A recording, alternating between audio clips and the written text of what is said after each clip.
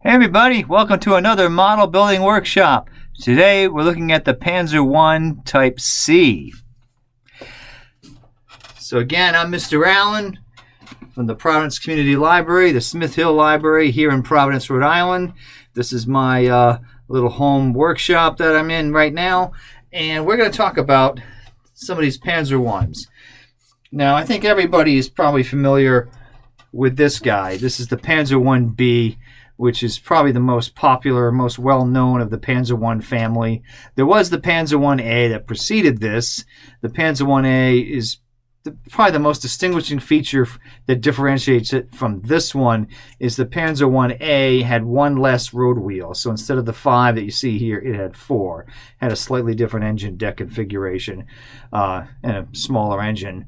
But this is the later B version. And this one, as you can see, is from the Blitzkrieg in Poland period.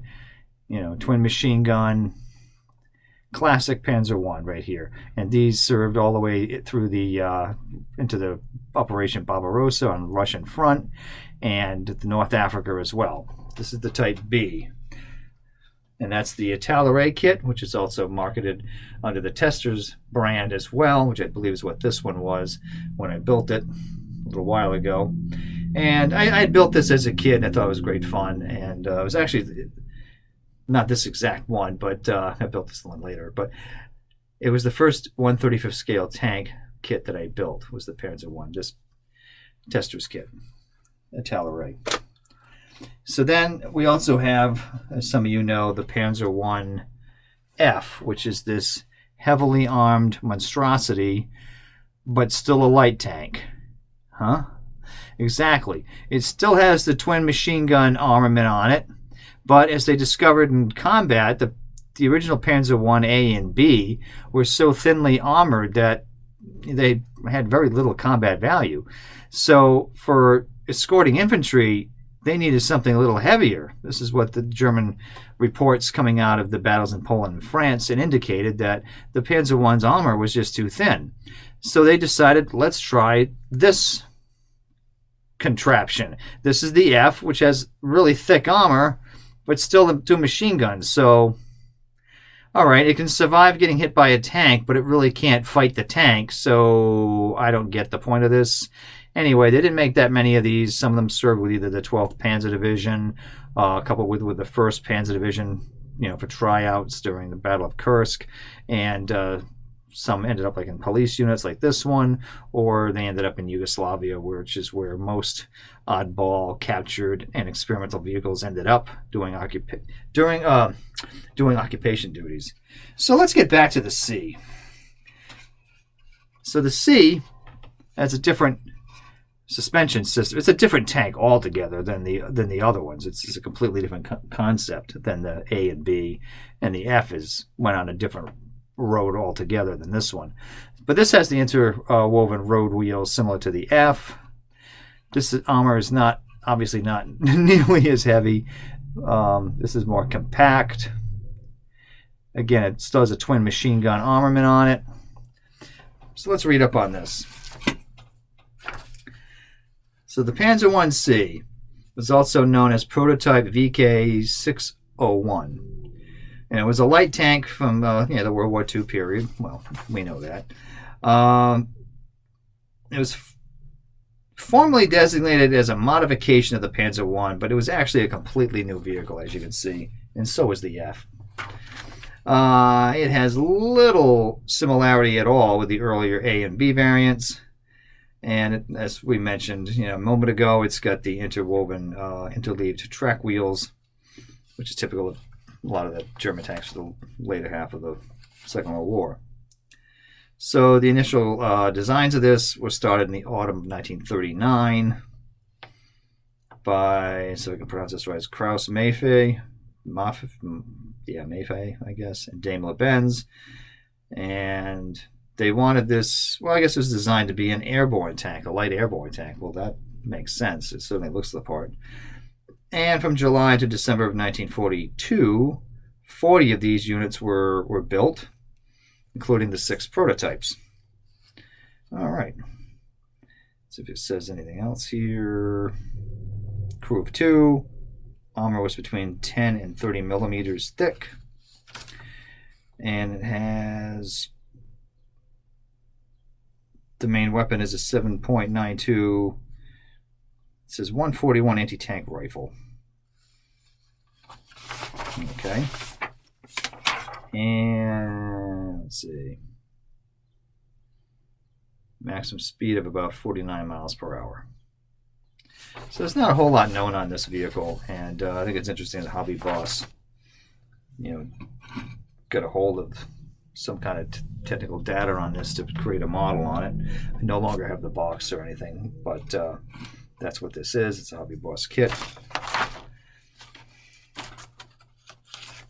I'm gonna look at some other things here that I dug up on the World Wide Web. It says a few different options that they show here. One is the top one is basically what the model is that Hobby Boss went with. The other one's a dark yellow version.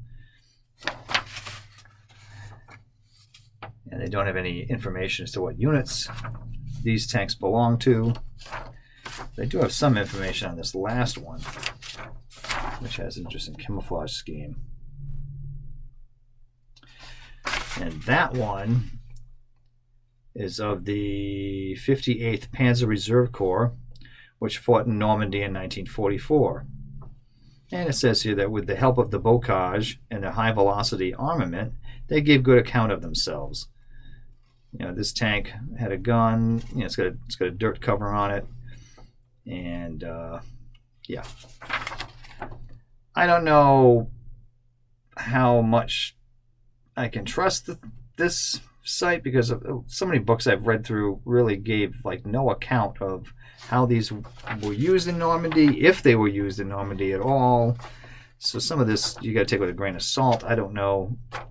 This is the only source that I've seen that actually had anything on it, and it's Wikipedia, which Wikipedia, you never know if it's true or not.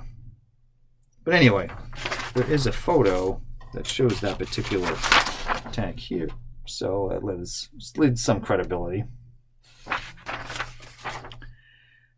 But there's really no battle reports as to how these things function.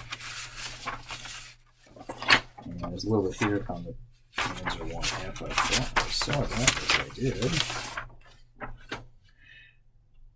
By contrast, the 10 to 30 millimeter armor here, and the Panzer I Ausf has got armor up to 80 millimeters. So,